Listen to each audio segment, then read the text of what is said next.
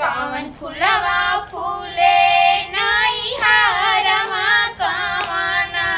फूल ससुरमा कवना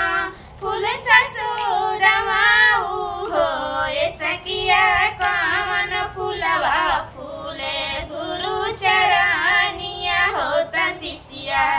सब लोढ़े चलेना ये सखिया कवन फुलवा फूले गुरु चरनिया होता शिष्या सब लोढ़े चलेना करम फुलवा फूले नाई हारमा धरमा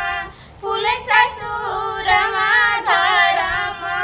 फूल ससुरमा नु हो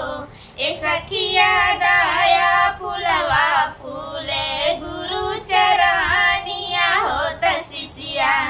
सब लोढ़े चलेना ए सखिया दया फुलवा फूले गुरु चरनिया होता शिष्या सब लोढ़े चलेना बड़ा मन भावन नई कवन सुख पौलू नाई हारमा कवना सुख ससुरमा कवना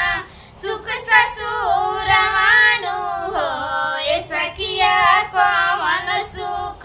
पौलू गुरु चरनिया हो कि शिष्या सब जय जय बोले ना ए सखिया कवन सुख पवलू गुरु चरनिया हो कि शिष्या सब जय जय बोले ना बड़ा मन भावन नाई हारमा सुहावन हा ससुरमा सुहावन हा ससुरवानु हो ए सखिया दया मिले गुरु के चरनिया होता शिष्या सब जय जय बोले ना ए सखिया दया मिले गुरु के चरनिया होता शिष्या सब जय जय बोले ना। मेरा गीत कैसा लगा आप लोग को प्लीज कमेंट कीजिएगा। मेरे फेसबुक पेज पे अगर देख रहे हैं तो फॉलो कर लीजिएगा, यूट्यूब पर हैं तो सब्सक्राइब कर लीजिए, प्यारा प्यारा कमेंट जरूर कीजिएगा।